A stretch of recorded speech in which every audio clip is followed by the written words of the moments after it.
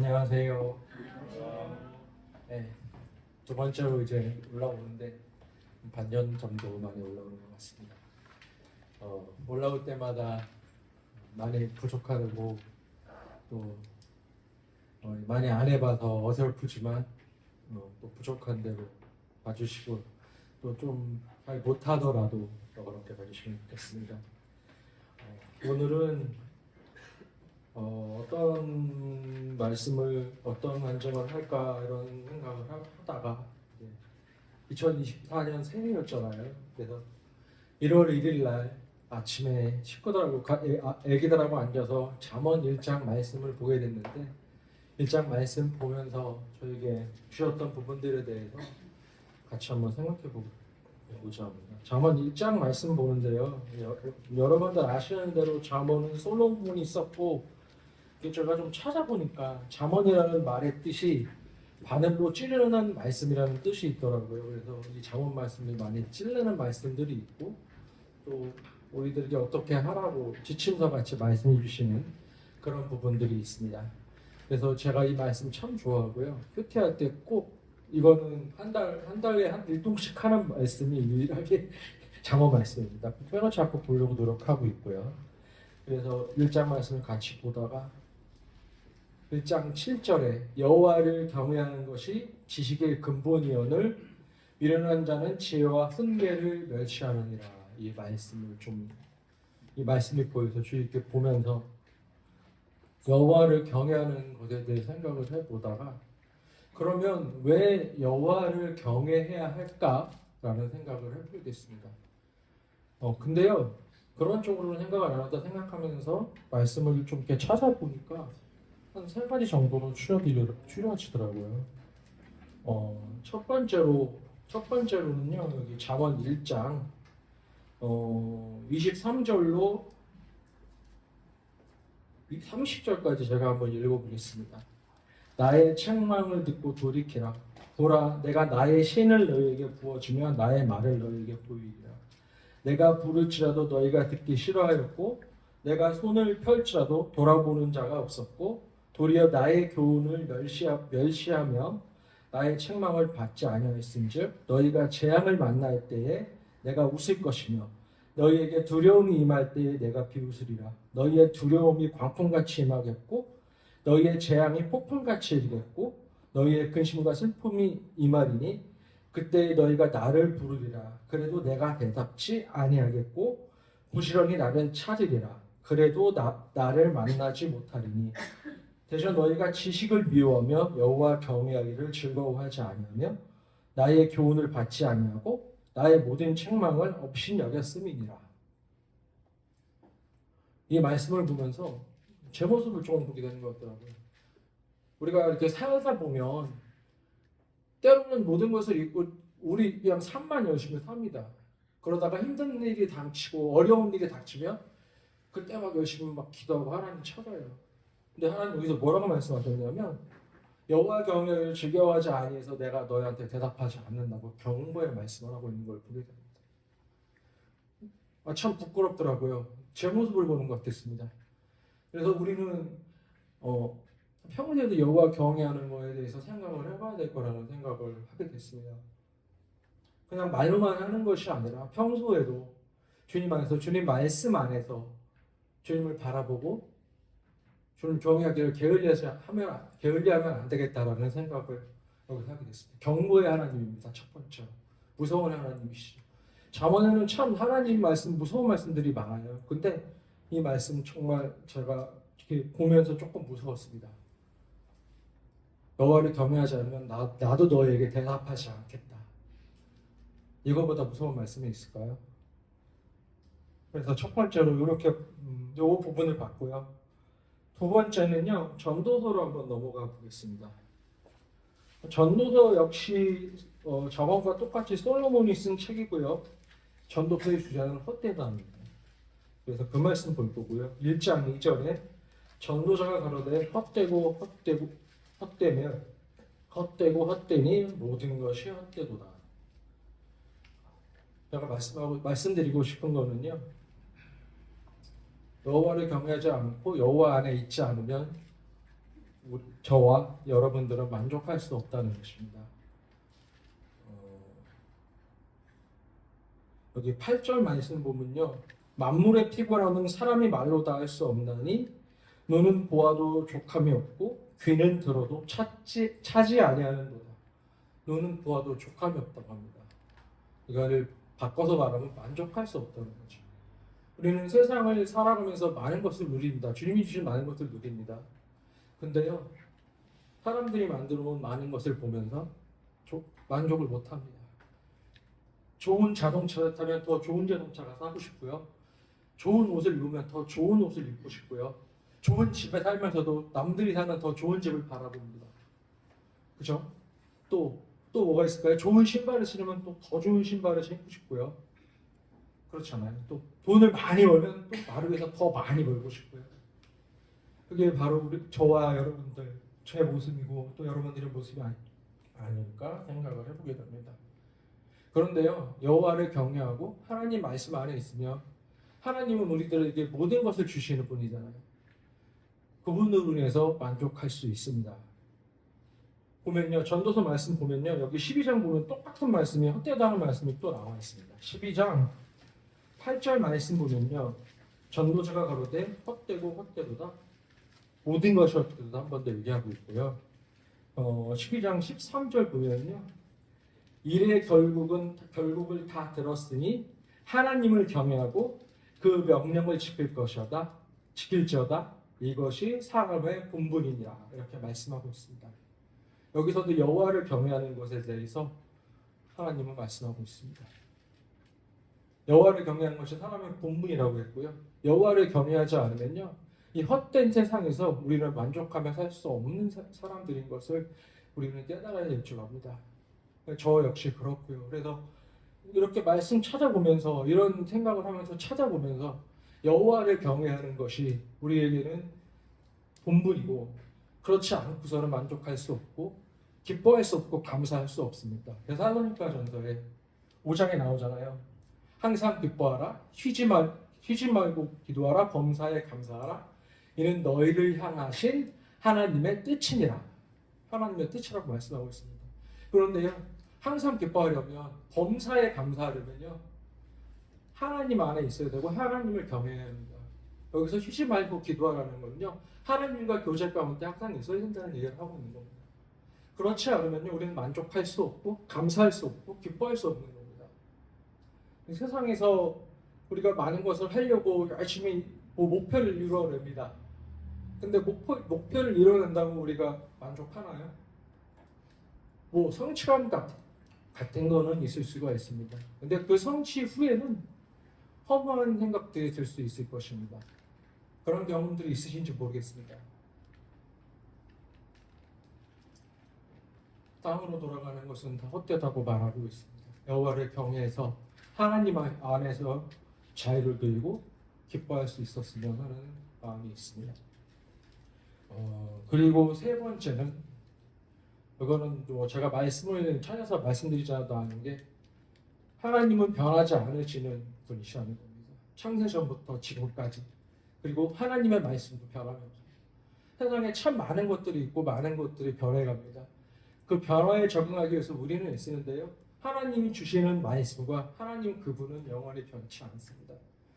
그렇기 때문에 우리는 여호와를 경외해야 할 수밖에 없습니다. 그런 생각을 하면서 이런 말씀들을 찾아보면서 여호와를 경외하라는 이 말씀을 왜 우리 가정에 새해 아침부터 말씀을 보내주셨을까 하는 생각을 했을 때, 새해에는 더욱더 여호와를 경외함으로, 가정이 여호와를 경외함으로 그 안에서 잘 누리게 하여 주시려고 하는 것은 아닐까 하는 생각을 해보게 됐고요. 그래서 그러고 있는 와중에 지난 주일날 그 말씀이 있었잖아요. 여호와를 경외함으로 여호와를 경외하는 아브라함이 이삭을 내어주었던, 소중한 것을 하나님 앞에 내어드렸던 그 아브라함의 모습을 또 바라보게 됐습니다. 저한테 주시는 말씀이더라고요. 여호와를 경외하는 것은 소중한 것을 내어주시면서도 내어주면서도 그분을 쫓아가는 그런 것이 아닐까 하는 생각이 듭니다. 아까 찬송에서 그랬지만 주 안에 있는 나에게 늘 평안이 있다고, 자유가 있다고, 그런 것들에 대해서 생각해 보게 됐습니다. 우리는 참 이 단순하고 자연스러운 이 진리를 알고 있으면서도 잘 하지 못하고 있는 제 모습을 보게 됩니다. 여러분들 어떠신지 모르겠어요. 그래서 지금 이렇게 보면 주님이 언제 다시 오실지 모르는 이때 우리는 어떤 대비를 하고 있으며 주님 앞에서 어떠한 모습을 하고 있는지 생각해 보게 되고요. 요한복음 4장 말씀 보면 그런 말씀이 있거든요. 제가 이 말씀을 참 좋아하는데요. 어렸을 때 우리 집에 현관에 붙어있던 말씀입니다. 4장 13절 14절에 보시면 예수께서 대답하여 가라사대 이 물을 먹는 자마다 다시 목마르려니와 내가 주는 물을 먹는 자는 영원히 목마르지 아니하리니 나의 주는 물은 그 속에서 영생하도록 솟아나는 샘물이 되리라. 영생하도록 솟아나는 그리고 목마르지 않게 해주신다고 합니다. 우리가요 물을 먹어도 갈증이 나잖아요. 그렇지만 하나님이 주시는 물, 말씀의 물은 우리를 만족시켜 주시고 채워주셔서 목마르지 않게 해주신다는 겁니다. 말씀 안에서 여호와를 경외함 속에서 자유를 누리는 것이 우리가 해야 할 마땅한 일들이 아닐까 하는 생각을 해봅니다. 제가 참 길게 하는 게 어려워서 그냥 준비한 대로 짧게 이렇게 하는데요. 참 이 30분 채우기가 참 어렵습니다. 네, 준비한 거는 여기까지고요. 그 뒤에 우리 또 형님이 또 레이기 공부해 주실 거니까 레이기 공부하죠. 감사합니다. 어쩌죠? 시간이 너무 많이 남았어요. 이렇게 하면 반칙인 것 같아가지고 제가 오늘 일찍 마치겠습니다. 저의 할당된 시간만 잘 쓰고 아마 오늘 기도 모임까지 딱 마치면 내일부터 또 이제 연휴 시작이잖아요, 그렇죠? 시작 아니에요? 내일부터 쉰다고 하는 얘기가 많아가지고 사실 저도 내일 오전까지는 일을 하려고 하거든요. 그래서 시즌이니까 맞춰서 한번 오늘 시간을 갖도록 하죠. 자, 레위기 19장 오늘 9절에서 지영 형제님이 잘 못하더라도 좀 잘 들어주시라고 하는데 이 자리에서 하나님 말씀을 가르치고 나눈다고 하는 게 여간 부담스러운 일이 아닙니다. 오늘도 제가 몇 번을 망설이고 생각이 복잡해지는지 모르겠어요. 어떻게 내 입을 열어서 이런 마음이 이런 생각인데 하나님의 거룩한 말씀을 이야기한다고 하는 것이 이것이 이제 습관이 되고 그러고 잠실 지역교회에서 적어도 다른 사람들보다는 많이 나가서 그런 기회가 주어지니까 당연스럽게 생각이 되어져 전혀 그렇지 않습니다. 위선과 외식이 여러분 뭔지 잘 아시죠? 제일로 어려운 그러한 마음이 들 때도 있어요, 사실은. 그래서 뭘 잘해서가 아니라 논리정연하게 기승전결, 서론본론, 결론 이렇게 말씀을 잘 나눠서 가르치는 것도 중요하겠지만 그렇게 나누고자 하는 말씀대로 내 삶에서 그 말씀을 증거하고 말씀이 나타나지 않는다면 정말 괴롭거든요. 제가 그렇잖아요.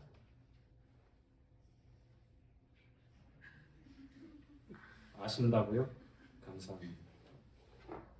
정말로 어떤 말씀은 하나님의 말씀이 그대로 기록되었기 때문에 그대로 전달을 하지만 얼마나 화끈거린지 모르겠어요.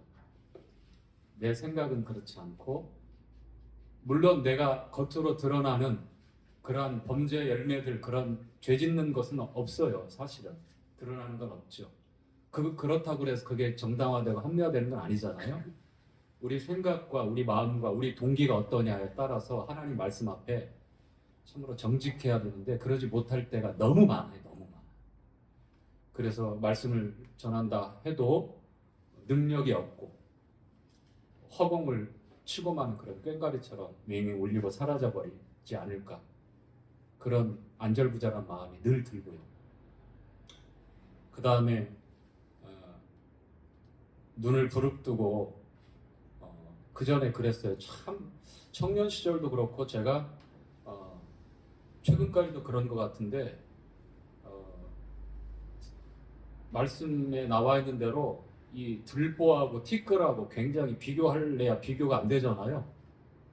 그런데 사실 조금만 자기를 돌아보고 정직하게 살피면 그렇게 말을 하기 힘들 텐데도 불구하고 불쑥불쑥 툭툭 말을 내던져서 참 실수할 때가 정말 많았었어요. 지금도 여전히 그런 실수들이 있지만. 그래서 수요일이고 또 주일이고 그리고 주일날 오후에 또 파노라마에서 말씀을 같이 나누고 가르치는 그런 교사 입장에서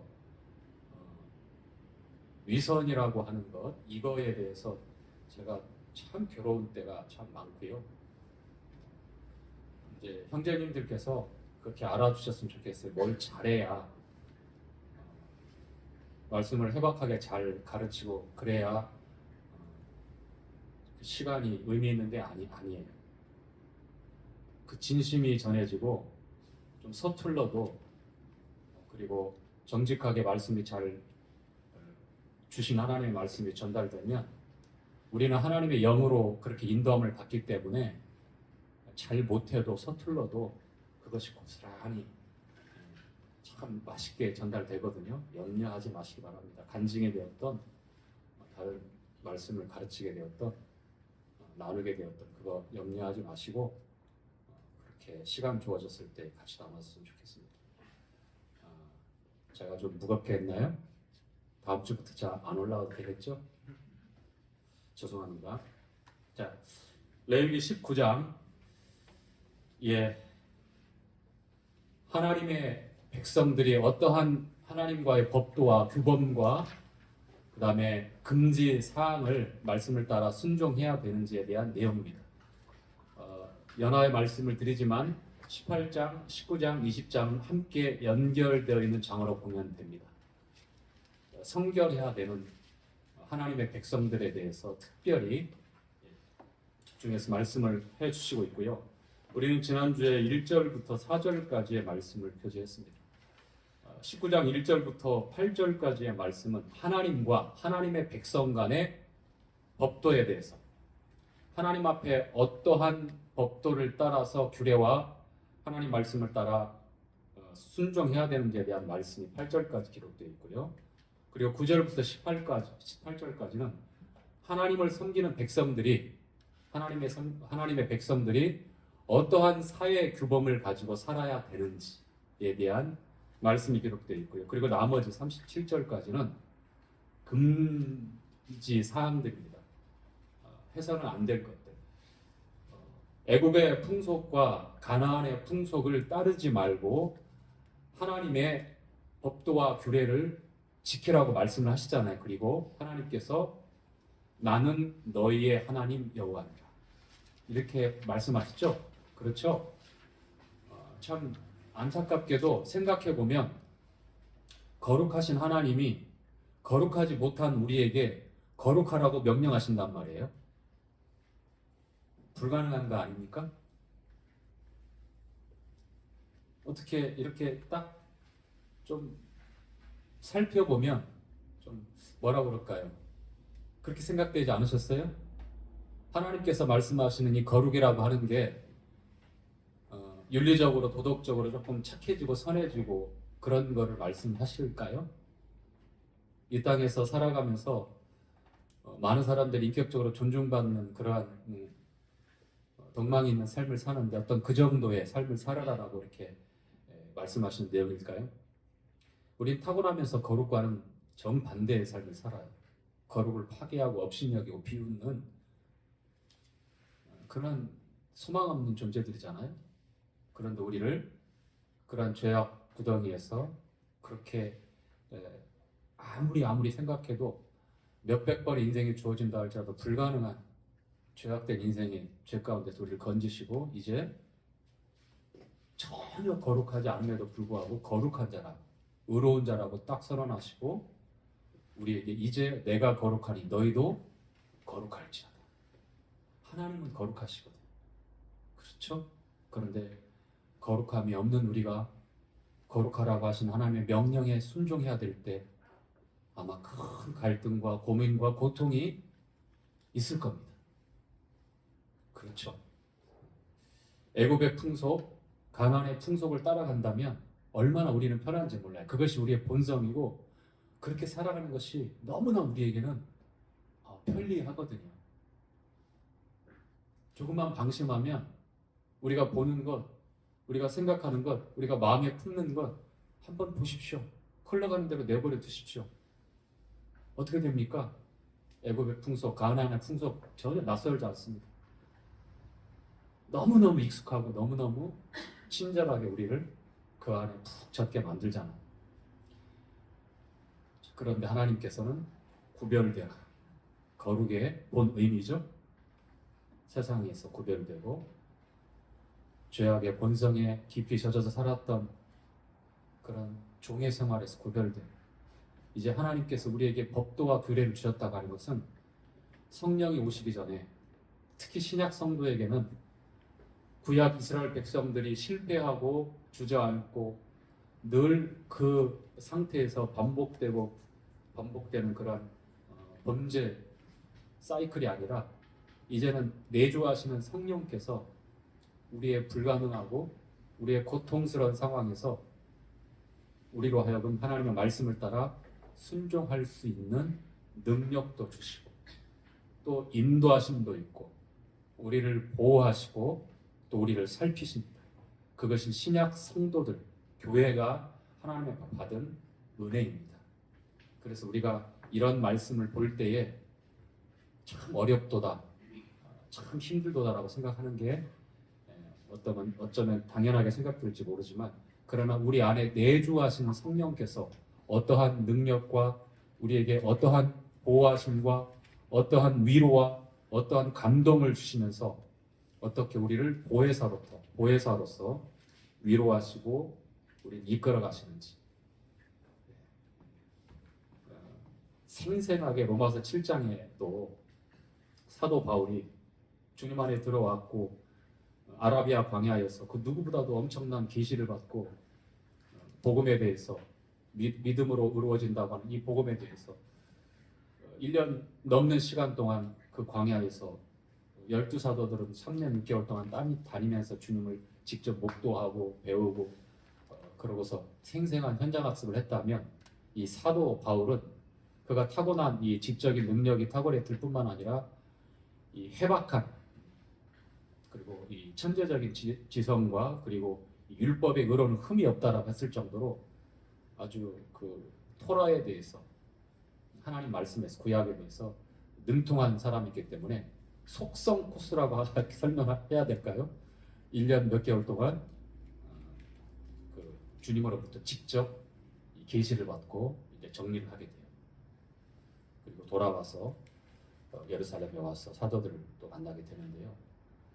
그 바울이 선교를 하고 또 목회자로 교사로 수많은 그 복음을 위해서 결혼도 하지 않고 그렇게 충성된 일꾼이었는데 로마서 7장에 절절한 그 고통스러운 고백을 여러분 아시잖아요. 오라 나는 곤고한 사람이로다.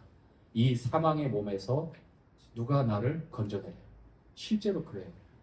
우리 성도들에게도 저와 여러분에게도 이러한 견딜 수 없는 그리고 정말 고통스러운 이중인격처럼 내가 원하는 선을 행하지 않고 원하지 않는 악을 행하고 있는 자기 모습을 바라보면서 자기 마음이 일어나는 욕망을 보면서 아주 끔찍할 정도로 고개를 젓고 고통스러워합니다.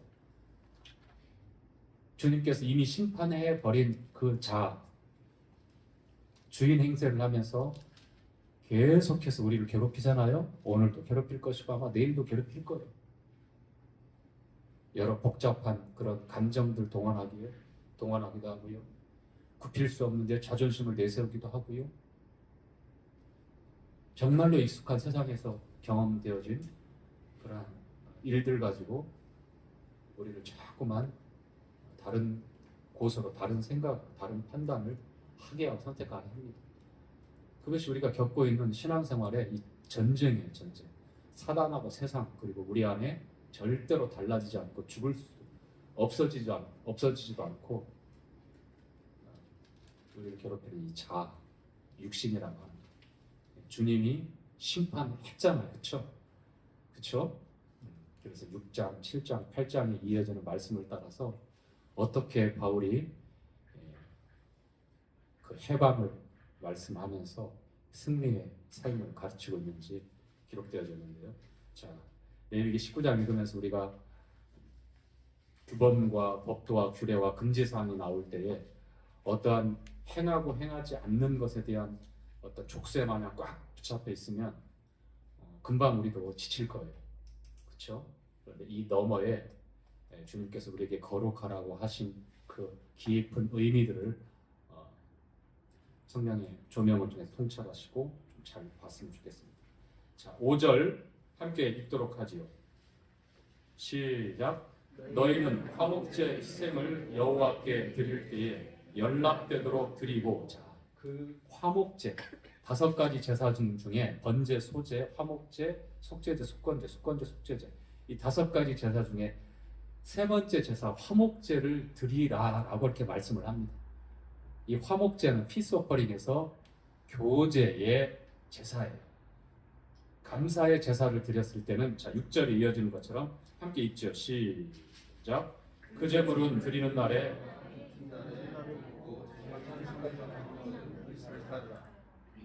계속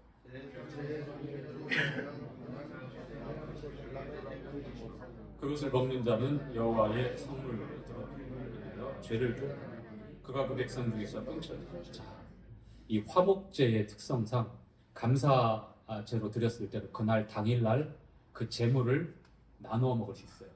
드리는 경배자. 자기 혼자 먹는 게 아니라 가족, 이웃, 친지. 만약에 제물이 그 화목 제물이 컸다고 하면 동네 사람들을 다 초청할 수도 있고요. 그리고 더 큰 거라 그러면 자기하고 사이가 좋지 않은 사람까지 초대해서 서원제나 낙헌제 같은 경우는 이틀간의 시간이 더 주어져요. 이틀간. 감사제로 드린 거는 이틀간의 시간이 주어져 하루밖에 시간이 주어지지 않고 서원제나 낙헌제 같은 경우는 이틀간의 시간이 주어집니다. 이 화목제의 특징이에요. 그런데 감사제로 드렸는데 이틀 됐는데도 남겨놓는다든지 화목제로 드렸을 때 감사제 말고 서원 낙헌제로 드렸어요. 그럼 이틀까지 했는데 3일째 남겨놓고 3일째 또 먹으려고 한다. 그러면 지금 경고 말씀 있잖아. 부정하고 안 된다. 그래서 다 소진하고 먹어야 돼. 그래서 이 나눠 먹는다고 하는 것은 교제예요. 교제. 정다운 사람들하고 처음에 하겠죠. 그러나 나중에는 그렇지 못한 사람들까지 다 초대해서 그것을 나누게 된 거예요. 서먹하고 어렵고 서로 오해가 있는 사람들이라 할지라도 초대해서 같이. 그러면서 어떻게 해요? 화목하게 돼요. 바로 교제의 의미가 거기에 있습니다. 교제는요, 나하고 생각이 맞는 사람들하고만 그렇게 그룹을 짓는 게 교제가 아닙니다. 주님 밖에서는 그렇게 해야 돼요. 세상은 그럴 수밖에 없습니다. 싫은데 만나는 게 그것이 괴로운데, 그렇죠? 그런데 교회에서는 주님 안에서는 한 몸 된 진리를 따라서는 그래서는 곤란하겠죠? 그렇죠? 교제는 주님께서 원하시는 교제는 섭섭하고 또 마음에 조금 내키지 않는다 할지라도 불필요한 오해와 갈등이 있다 할지라도 함께 나누는 겁니다. 그래야 풀어져. 주님께서 하나님의 백성들이 하나님 앞에서 어떻게 화목제를 드려야 되는지 연락되도록이라고 하는 이 5절 말씀에 집중해 주시기 바랍니다. 그것은 뭐냐면 at your one will. 되게 어려운 거 외웠어요. 자기 의지대로, 뜻대로, 다시 말하면 자원해서라고 합니다. 자원해서. 강요에 의해서가 아니라 이 화목제는 내가 자원해서, 기쁨으로, 자원해서, 감사함으로 하는 거예요. Have your one will. 자기 의지대로, 자기 뜻대로 하라는 거예요. 출애굽기 35장에 성막을 지을 때, 제사장의 의복을 만들 때 필요한 그런 예물들이 있었죠. 그런데 어떻게 해서 백성들이 하나님께서 마음을 감동하시고 또 감사가 되어지는 그러한 성도들이, 그러한 이스라엘 백성들이 자원해서 다 가져오죠. 근데 가져온 정도가 얼마였어요? 딱 필요한 정도였어? 아니면 넘쳤어요? 넘쳤어요. 그래서 나중에는 가져오지 마라, 됐다 할 정도까지 자원합니다. 이것이 하나님 앞에 예배하고 하나님 앞에 경배하고 하나님 앞에 우리가 뭔가를 드려서 감사한다고 했을 때의 그러한 태도예요. 마지못해서 눈치 보면서 경쟁하는 듯 그렇게 하는 게 화목제가 아닙니다. 아나니아와 삽비라, 사도행전 5장에 아나니아와 삽비라가 자기도 어느 정도 가지고 있는 재물이 있어요. 그런데 성도들이 보니까 하나님의 성령이 감동해서 예수님 믿으면 어떻게 돼요? 직장 뺏기고, 유대 사회에서 그렇잖아요. 나사렛 괴수 이단 믿었다고 그래서 집에서 쫓겨나고, 그 다음에 처음에 이제 복음이 아주 폭발적으로 일어나니까 다양한 사람들이 있었어요. 어려운 사람도 많고 가난한 사람도 많고.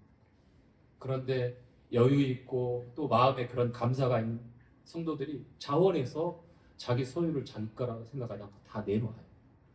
근데 아나니아 삽비라 이 부부도 성도예요. 성도. 초대교회 때 이제 시범 본복이었기 때문에, 처음 시작할 때이기 때문에 그렇게 엄한 징계를 통해서 데려가셔서 교회가 두려움을 느끼고 하나님 앞에 속이지 말라, 성령을 속이지 말라고 경고하는 차원에서 그런 징계가 내려지는데 구원받지 않은 사람이 아닌 거예요. 그런데 아나니아 형제 삽비라 자매도 불편한 거예요. 눈치 보다가 왜냐하면 다 알잖아요. 여유가 있다는 거. 그래서 어떻게 해요? 밭을 팔았어요. 그런데 그걸 다 가져온 게 아니라 아까워가지고 절반만 내놨어요. 근데 부부가 그것을 작당을 했어요. 결국은 다 여러분 아는 대로 들통이 났고, 결국은 아나니아가 먼저, 그 다음에 아내 삽비라가 그럴 줄도 모르고 으시닥다가 그렇게 하다가 결국은 부부가 한날에 그렇게 하나님의 징계를 받게 됩니다. 하나님께 감사하고 드릴 때에 이렇게 자원해서 하는 거예요. 자원해서. 얼마나 멋있죠? 행복할까요? 얼마나 편안합니까? 그렇죠? 그렇지 못하고 마지못해서 할 때는 정말 괴로워요. 본인도 괴롭지만 보는 사람도 괴롭고 옆에 있는 사람도 다 괴로운 거예요. 우리가 괴로우면 하나님은 그걸 받으시겠어요? 아니죠. 예. 하나님께서 무엇을 드리든, 불쌍한 과부의 두렙돈, 빵 조각 한 조각 살만한 돈이지만 그거를 얼마나 기뻐하신지 모릅니다. 우리의 많고 적음의 문제가 아니라 우리가 어떠한 마음으로 자원해서 하나님 앞에 드리는가, 그것이 하나님의 백성으로서 거룩하라 라고 말씀했을 때에 하나님 앞에서 그러한 신앙의 태도가 필요하다는 겁니다. 자, 9절 시작. 너희 땅에 곡물을 낼 때에 너희 다 거두지 말고 너의 떨어진 이삭도 줍지 말고 너의 포도원의 열매를 다 따지 말고, 계속해서 너희 포도원에 떨어진 열매도 줍지 말고 가난한 사람과 타국인을 위하여 버려두라. 나는 너희 하나님 여호와다. 자, 우리가 읽었던 9절 10절 말씀은 무슨 내용입니까? 약자를 돌보고 약자들에게 관심을 가지라는 거예요. 야고보서 1장 마지막 절에 보니까 하나님 앞에서 정결하고 흠이 없 참된 경건은 어떤 경건이라고 나오죠? 자, 고아와 과부를 돌보고 혀를 절제하는 겁니다. 하고 싶은 대로 막 말하는 게 아니라 혀를 지켜서 말을 절제하는 것과 그 다음에 새 속에 물들지 않는 것, 이렇게 세 가지로 나와요. 그런데 고아와 과부는 여기에 나와 있는 약자의 대표적인 사람들이에요. 나그네도 마찬가지고 타국인도 마찬가지고. 그런데 우리가 사는 항상 이 사회 또 모임 안에도 항상 약한 분들이 계셔요. 거룩은 지금 시작한 9절부터 10절까지의 내용, 이게 18절까지인데 성도와 성도 간에 하나님의 백성들이 어떠한 규범을 가지고 살아야 돼. 첫 번째가 바로 약자를 배려하고 생각하는 것. 이것이 하나님 앞에 거룩한 겁니다. 이것이 하나님 앞에 경건한 거예요. 지금은요, 소득을 극대화하기 위해서 정말 이 탐심이 요동치는 시대잖아요. 그렇죠? 자칫 잘못하면 우리의 마음도 생각도 다 눈까지 멀게 해서 도움이 필요하고 돌봐야 될 그러한 고아와 과부 같은 그런 약자들에게 우리의 마음을 쏟지 못하게 하는 시대가 되어버렸어요. 병들었을 때, 참으로 고통스러운 슬픔을 당했을 때, 어떤 경제적으로 물질적으로 뿐만 아니라 대소사를 다 망라해서 특별히 신음 중에 있고 고통 중에 있고 참으로 무거운 병 가운데서 힘들어하는 그러한 약자들, 이 시대의 절대 빈곤으로 고아와 과부처럼 그렇게 내일의 끼니를 걱정하고 그렇게 굶주린 배를 움켜잡고 사는 그런 사람들이 드물어요. 사실 사회보장제도는 아니면 적어도 이 시대에 그런 물질의 통역 가운데 있습니다. 혹시 모르겠어요. 그런 분이 계실지. 그래서 살펴야 되고 그런 약자들을 돌봐야 되는 것이 하나님께서 말씀하시고 있는, 추수할 때에 다 베지 말고 모퉁이는 남겨놓는 거. 떨어진 포도들 다 깡그리 다 주워가서, 야 이거 곡간에 아주 그냥 다 넘치게 다 넣어놓고 등 두드리고 배 쓰다듬으면서 내가 배부르게 먹고 남으면 줄게, 이게 아니라는 거예요. 시작할 때 남겨놓으라는 겁니다. 지금은 남으면 죽게잖아요. 그렇죠? 내가 쓰기에도 부족하고 내가 먹기에도 모자라. 이게 우리의 본 지금 라이프 스타일 아닌가요? 그런가요? 맛있는 밈 하나 주세요. 저한테도. 지금 그런 시대예요. 그래서 우리가 지금 처음에 시작할 때 성도와 성도들이, 하나님의 백성들이 어떻게 사는 것이 거룩하다라고 했을 처음 언급하고 우리에게 가르쳐주는 말씀이 바로 약자, 소외된 어려운 사람들을 먼저 살피고 돌아보라고 하는 거예요. 이것은 섬세한 주님의 마음을 가지고 아주 잘 살펴야 될 부분이라고 생각합니다.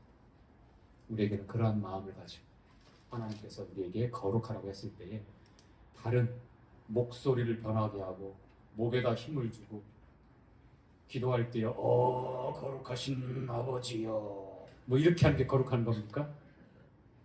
아닙니다. 약자에 돌아오는 거죠.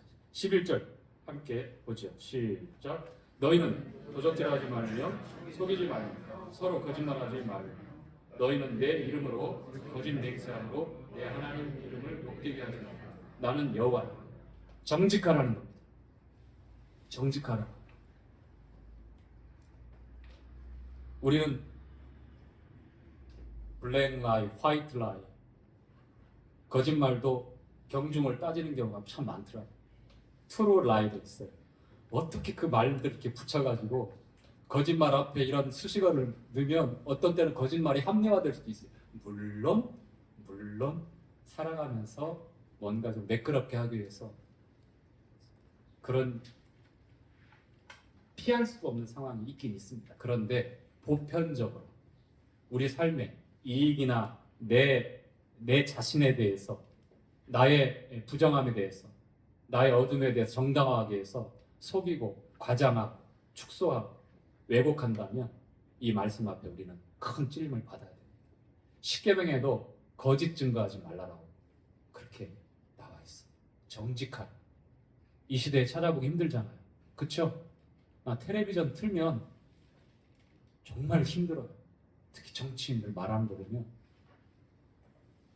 레위기 19장 가지고 거기다가 좀 국회에서 한번 방송 연설을 하든지. 오늘 기도 제목 올라왔어요. 생각나서 말씀을 드리는데 지금 그 극동방송에서 이 동성애에 대한 진단을 하고 문제에 대해서 방송했던 거를 방송심의위원회에서 편중됐다고 그렇게 지적이 되었고 그거에 대해서 이제 법적인 시비가 붙어서 1심에서는 패소했어요. 그렇게 하지 말라. 차별지법이 세워지지 않았음에도 불구하고 벌써 지금 이렇게 압력이 들어오죠. 그리고 오늘 몇 시에 그게 되는지 모르지만 항소를 해서 오늘 2심 이제 마지막인데 거기서 극동방송이 이기느냐 아니면 방송심의에서 이기느냐에 따라서 이 레위기에 나와 있는 이 말씀을 우리가 교제할 때 건너뛰어야 될 상황이 올 수도 있어요. 저도 이제 고발당할 수 있겠잖아요. 저 면회 많이 와주시기 바랍니다. 자, 13절 시작. 너는 내 이웃을 압제하지 말라. 늑탈하지 말며 품꾼의 삭을 아침까지 밤새도록 내게 주신 거야. 너는 귀먹은 자를 저주하지 말라. 속양 앞에 장애물을 놓지 말고 내 하나님을 경외하라. 나는 여호와다. 자, 끝날 때마다 나는 내 하나님 여호와. 정의를 말씀하고 있는 거예요. 공정을 말씀하고 있는 거예요. 아모스 선지자가 비통하면서 망해가는 이스라엘 백성들이 이런 말씀들이 주어졌지만 다 왜곡하고 비틀어서 자기 이익대로 살아가고 죄가 넘실넘실 되니까 공법을 하수처럼 공법을 물처럼 정의를 하수처럼 쏟게 하라. 아모스 선지자를 통해서 이렇게 토하는 심정으로 이스라엘에 외쳤죠. 이 시대에 어디를 봐도 사회 정의가 실현된다든지 공법이 그렇게 견고하게 세워진다든지 보기가 힘들어요. 천만 성도를 자랑한다고 하지만 누가 그러더라고요. 법원의 한 50% 되는 고소 고발 그 법적 분쟁은 이 크리스찬들 때문에 먹고 산다. 그게 현실이라고. 끝까지 간답니다. 끝까지 간답니다. 악착같이 물어 뜯고 그런답니다. 이게 우리의 모습이 아닌가? 그 다음에 15절부터 시작. 너희는 재판할 때 불의를 행치 말며 가난한 자의 편을 들지 말며 세력 있는 자라고 두둔하지 말고 공의로 사람을 재판할지며 너는 내 백성 중으로 돌아다니며 사람을 논단하지 말고 내 이웃을 대적하여 죽을 지경에 이르게 하지 말라. 나는 여호와다. 자, 가난하다고 편들지 말고 그 다음에 부유하다고 색안경 끼고 선입견 가지고 잘못되게 판단하지 말고 공정하게 하라는 겁니다. 물론 이제 사회적으로 힘이 있으면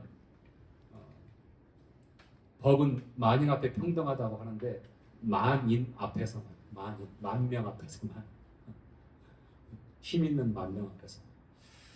자, 그런데 알다시피 어마어마한 돈을 사용해서 로펌 정말 힘 있는 어디 뭐 대법관 출신들이 포진해 있고 정계 막 다 그 인맥이 아주 다 있는 그런 로펌을 통해 가지고 사법적으로 이렇게 시시비비가 가릴 때에 없는 죄도 만들고 있는 죄도 없고 그게 지금 현실이에요. 그게 사법정의. 그런데 우리가 너무 이제 거기에 이제 알면 다 생각 있게 선입견에서 잘못된 거 하는데 가난하고 힘이 약하다고 무조건 편들어서 약자 편으로 그렇게 만들어서는 안 된다. 누구든지 간에 힘 있는 자나 힘 없는 자나 법 앞에서는 공정하고 정의로워야 된다 말씀이에요. 굽어지면 안 된다. 그래서 판단할 때, 분별할 때도 마찬가지로 우리가 인정이나 어떤 그냥 연민의 마음 가지고 아예 그랬겠지 뭐 괜찮아. 그래서는 안 된 거예요. 자, 17절 시작. 너는 너 형제를 마음으로 미워하지 말며 이웃을 인하여 죄를 당치 않도록 그를 반드시 씻어라. 원수를 갚지 말며 동포를 원망하지 말며 이웃 사랑하기를 내 몸과 같이 하라. 나는 여호와니라. 여기를 이웃 사랑하기를 내 몸과 같이 하라. 거룩은요, 하나님 사랑, 이웃 사랑 이렇게 정의가 되어져요. 하나님께서 우리에게 거룩하라고 하셨을 때는 하나님을 사랑하고 이웃을 사랑해요. 지금 우리가 18절까지 읽었던 말씀, 하나님과 하나님의 백성 사이의 법도, 그 다음에 하나님의 백성들 간에 어떠한 규범을 가지고 살아야 되는가, 그 내용을 요약하면 하나님을 사랑하고 이웃을 사랑하라. 우리 주님께서도 율법사가 물어봤을 때에 온 선지자의 강령이라고 말씀하시면서 하나님을 사랑하고 이웃을 사랑하라. 이보다 더 큰 계명이 없다.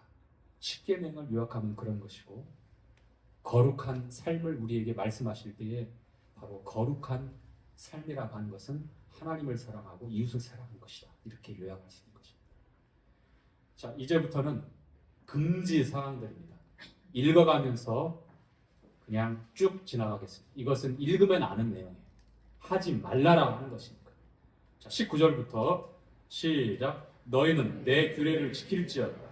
내 유축을 다른 종류와 교합시키지 말며 내 밭에 두 종자를 섞어 뿌리지 말며 두 재료로 직주한 옷을 입지 말지며 무릇 아직 속량되지 못하고 해방도 되지 못하고 정혼한 시종과 사람이 행음하면 두 사람이 형벌을 받으려니와 그들이 죽임을 당치 아니할 것은 그 여인은 아직 해방되지 못하였습니다. 그 남자는 그 속건제 곧 속건제 수양을 해올 것이요 제사장은 그의 범한 죄를 위하여 그 속건제 수양으로 여호와 앞에 속죄할 것이요 그리하면 그의 범한 죄의 사함을 받으리라. 자, 하이브리드 만들지 말라는 겁니다. 이종적으로 하지 말라는 겁니다. 옷까지도 두 가지 재료를 직주해서 입지 말고 한 가지로 해서 입으라. 이것은 뭐냐면 구별에 대해 상징적으로 강조하고 있는 말씀이에요.